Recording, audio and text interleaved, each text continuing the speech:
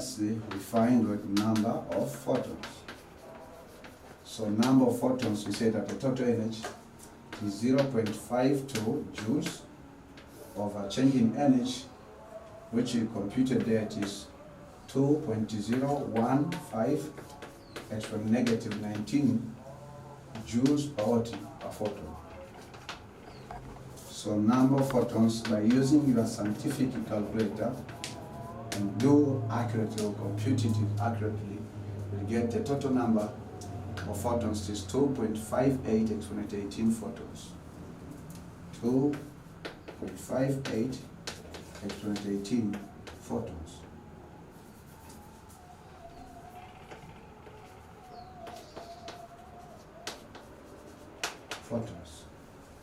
But now we need to find, remember the questions asked us, how many photons per second are emitted.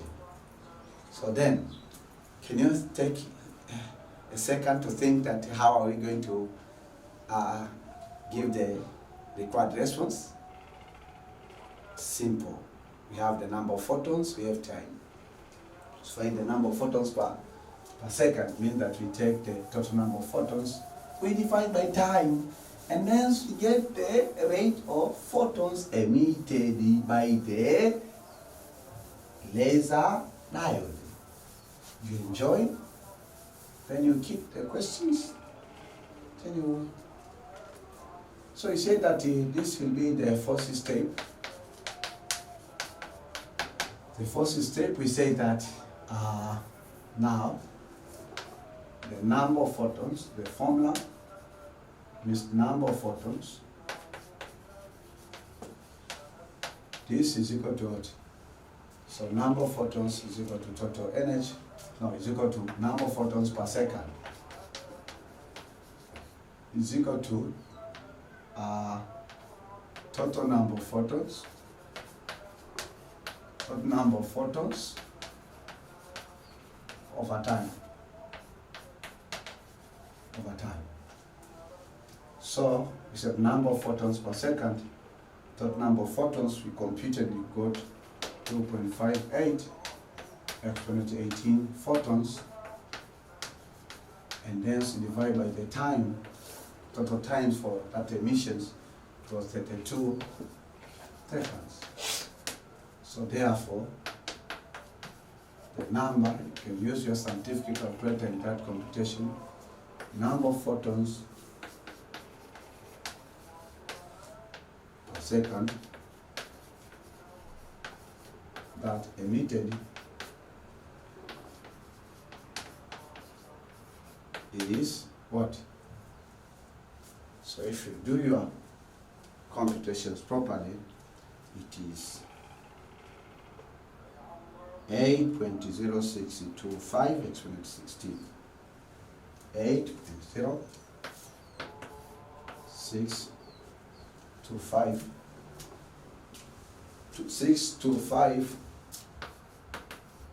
exponent 16 photons per second.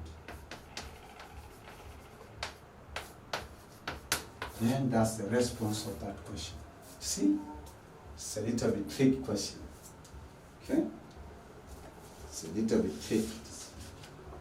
It's a little bit tricky question. So that was example 1, example 2. Then we did example 3. We have to go for example 4. Hence I will give you the homework. Example 4. It's a little bit pressing. It is simple. Example 4, I think that this I will give you the homework.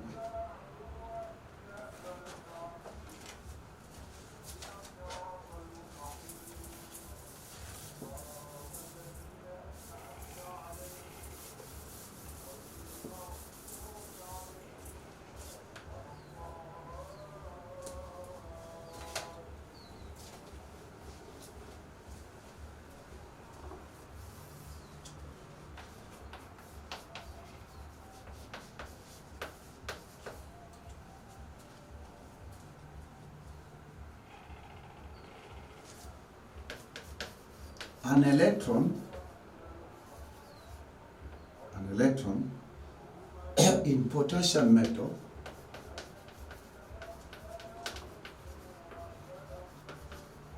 this is your homework,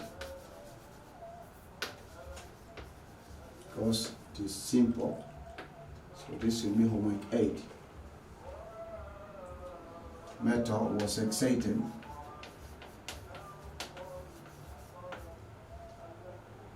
from its ground energy level,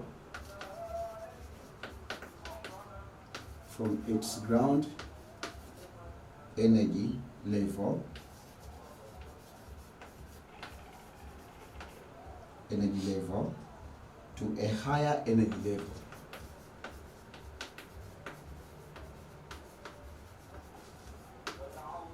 Higher energy level. After being heated,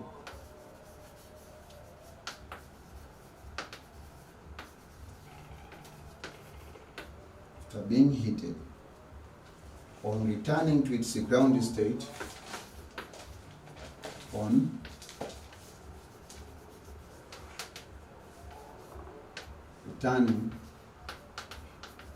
it's a ground state.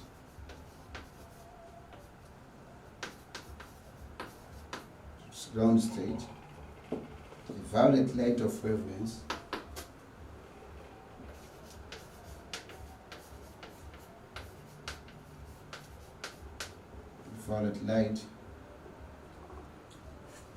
of wavelengths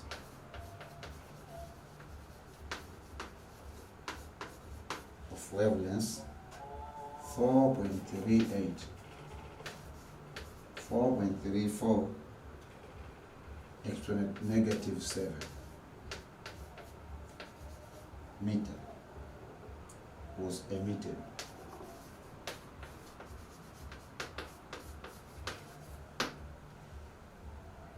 Calculate the energy difference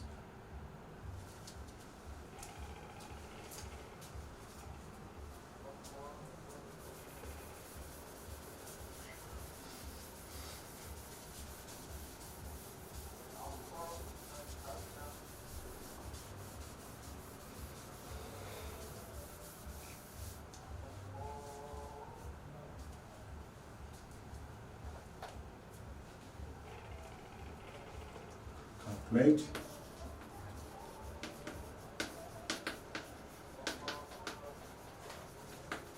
The energy difference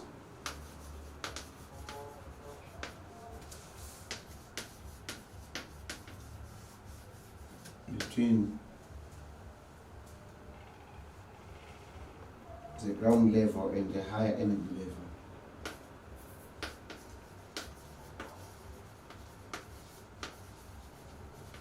Ground level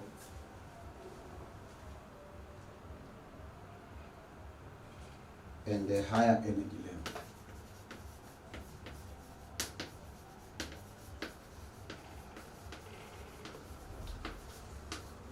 The higher energy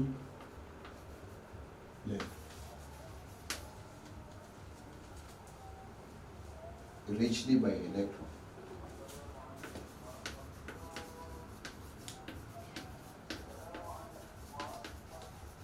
Reached by electron, whereby H, this is the Planck's constant, 6.626 exponent -4 joule seconds, and the speed of the light, C, V exponent 8 meter per second.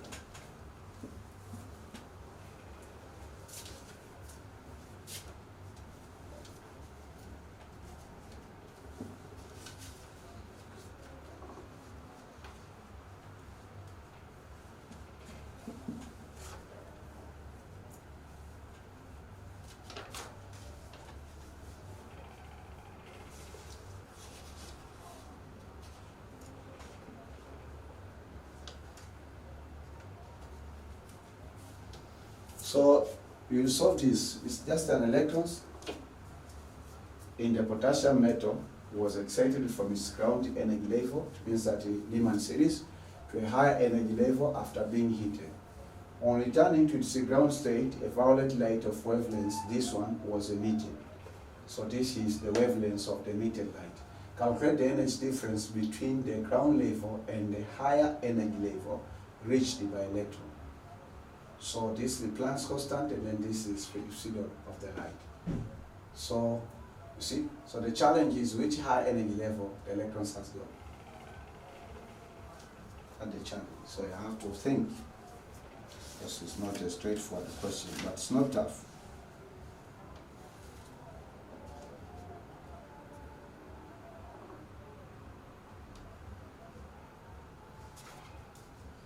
Again, that the a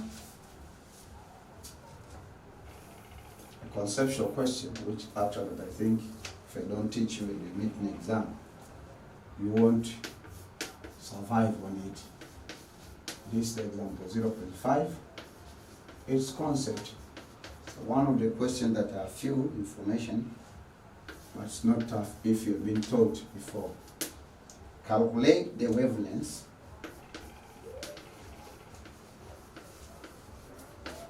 about to finish this lecture. Calculate the wavelengths of the radiation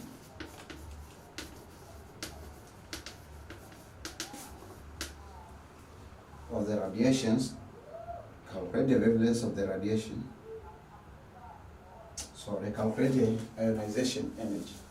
Excuse me, please. Calculate the ionization. Calculate the ionization.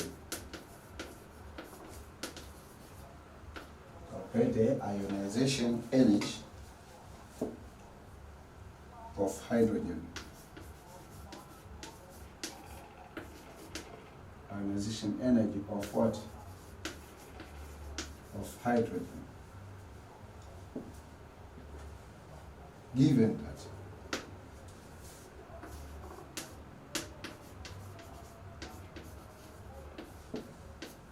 that Riemann constant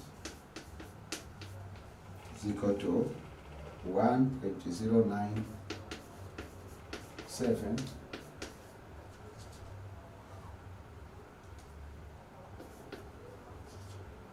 per meter.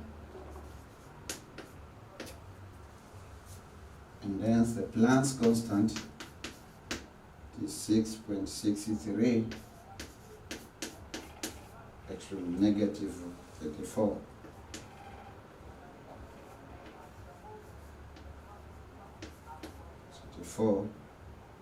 Joule second. Speed of light 3 exponent 8 meter second per second. So the questions ask you that calculate the ionization energy. So how will you survive? How will you calculate that ionization energy? That's the question.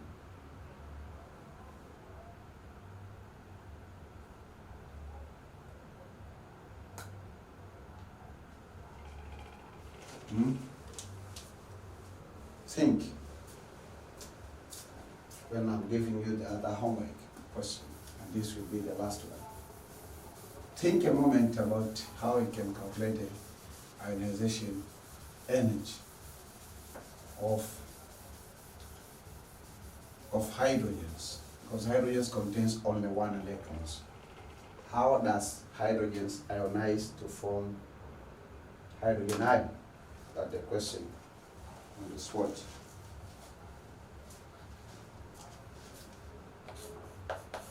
So example 6, which is the last for this lecture, it's homework 2, homework 8, 8B. This was homework 8A.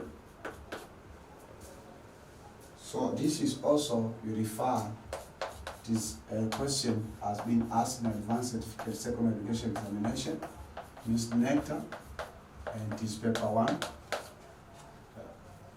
I don't remember exactly at which year, but I do remember that I saw it in most of the past papers. Consider an atom.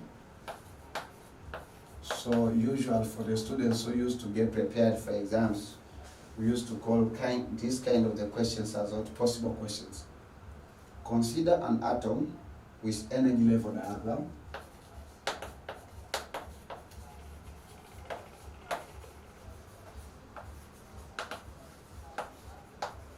Energy level diagram shown below. Shown below, and electrons is located at E1.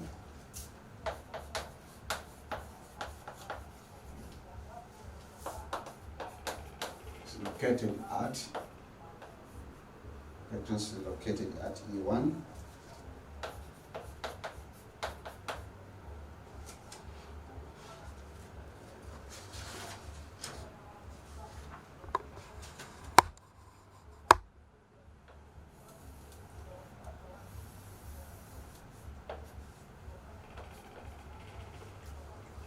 So this is the energy level.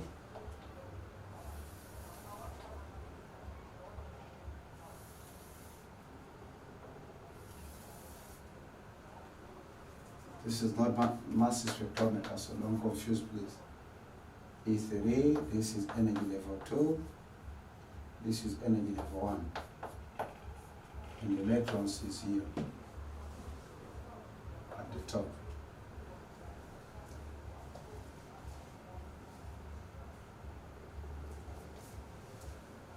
So the question say that these questions will test you about the concepts of, if you have understood clearly the concept of excitation. State what will happen, state what will happen if the atom is exposed, if the atom is exposed to instant radiation.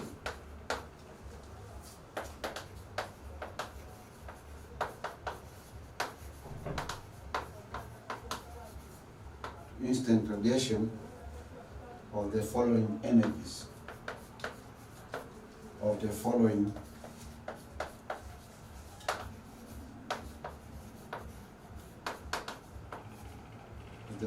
energies.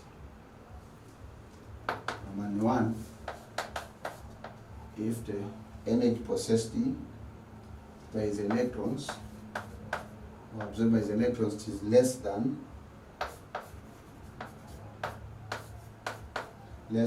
E2 minus E1. Right? E2 minus E1.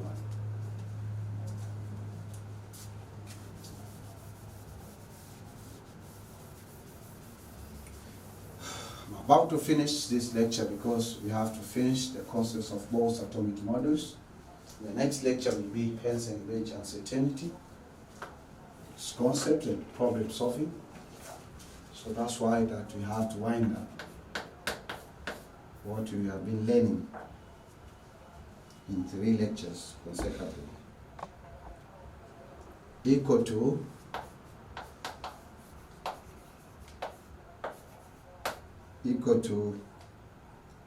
E2 minus E1, E2 minus E1, then we go for Roman 3, less than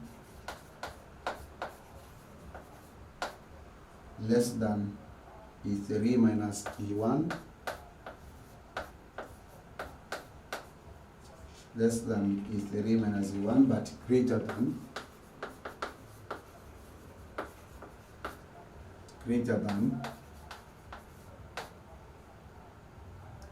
E2 minus E1.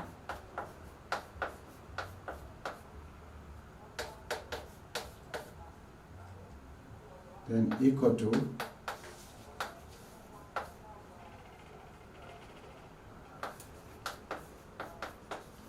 E3 minus E1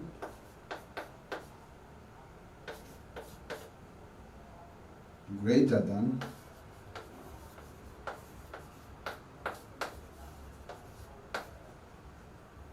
E3 minus E1. So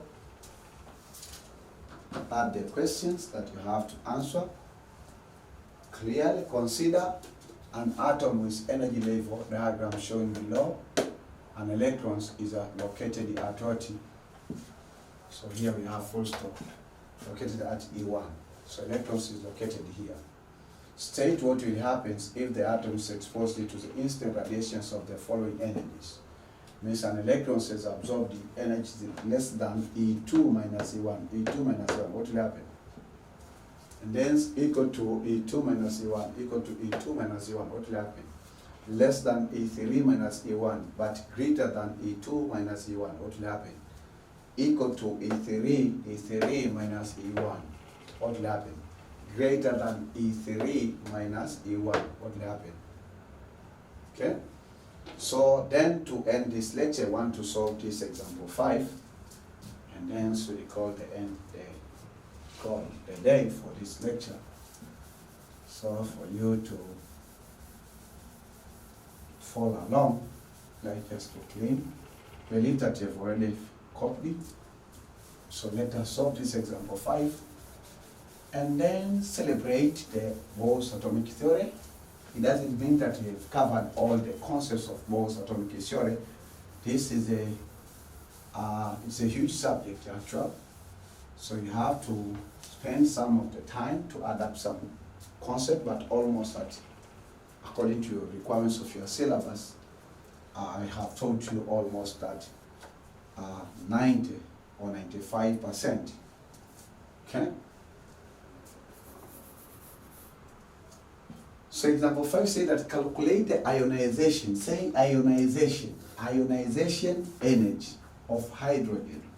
This ionization energy in this general chemistry, you might find that it's not a great deal, but if you, I'll be teaching about energetics, ionization energy is a great deal. And I will say energy, it is particular unit in chemistry, which is, the energy should be either joules per mole or kilojoules per mole. That is a unit, right? And you have described your ionization energy in that form.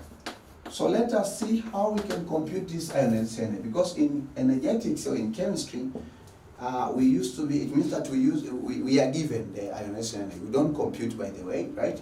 So the experiments have been done, we have been given the data, and then maybe we can use the Bohr cycle or His law and so forth, and then doing some computation. So for this case, the first is say, if you want to understand the concepts of ionization energy, we say that sketch the energy level, or the diagrams of energy levels in hydrogen atom. So we'll be sketching that we have this. This is infinity region.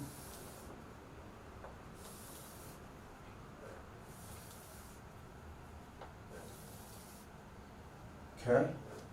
So then this is n is equal to 1, n is equal to 2, n is equal to 3, n is equal to 4, n is equal to 5. And then if you reach at this point, then here we say n is equal to infinity. So this is equal to infinity regions, or excitation region.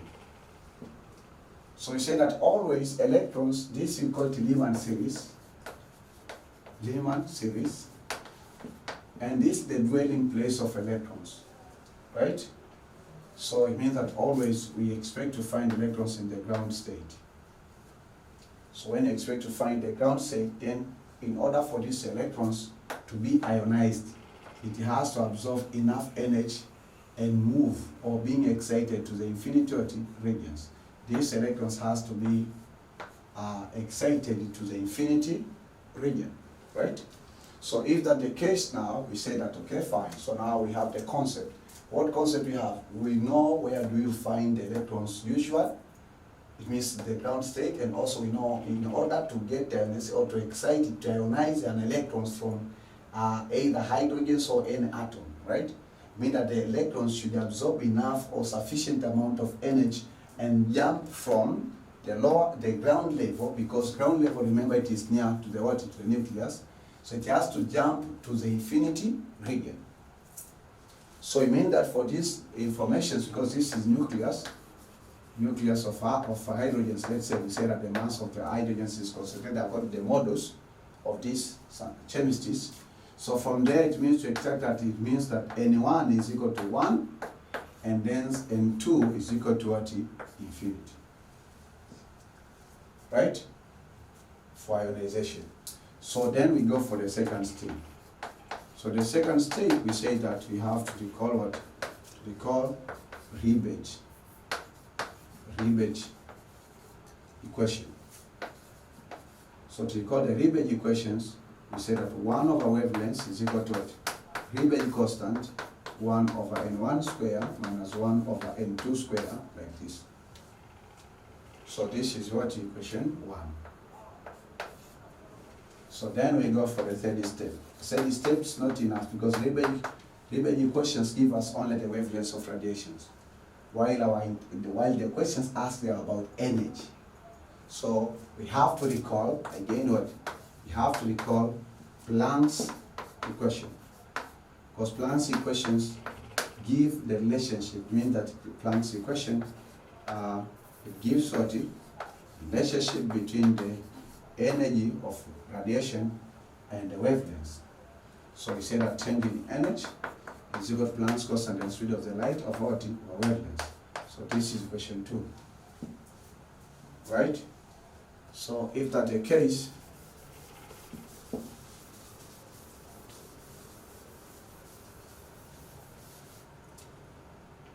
go for the first step. First step, we say that substitute equation 1 into equation 2. So that is what? Energy. Energy is equal to what? Riebeck constant, speed of the light, and then we say multiply by what? Planck's constant. Then we have 1 over what? n1 square minus 1 n2 square. So you say that the change in energy, but remember that this is energy not in joules per photon. So this is equal to what? Riebeck constant is 1.09 exponent 7. Speed of light is 3 exponent 8. Planck's constant is 3.663 exponent negative 38.4. And then the energy levels 1. This one is 1 square minus this one is infinity square. Right? So infinity is 1 over infinity. So remember that 1 over infinity square, this is equal to 0. Why? Because infinite is a large number, very large number. So if you take 1, which is the smallest number, you divide with what you say is the largest number, then you get 0. So now the ionization energy, so this we call it ionization energy. Ionization energy, which is changing energy, will be equal to what? So 1.09 times what? 3 times what? 6.63 exponent what? 15, and then negative 34. So it is 19, if I'm not mistaken. So 19 plus 15, yes, 34. But this is negative. And then here we have 1. 1 squared is 1. 1 over 1 is 1. Then 1 over infinity is 0. Right? So this is what ionization energy. So ionization energy, if you use your scientific calculator to do that such kind of multiplication, you will find that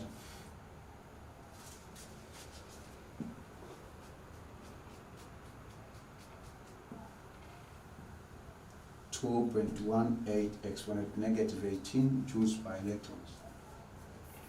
2 exponent negative 18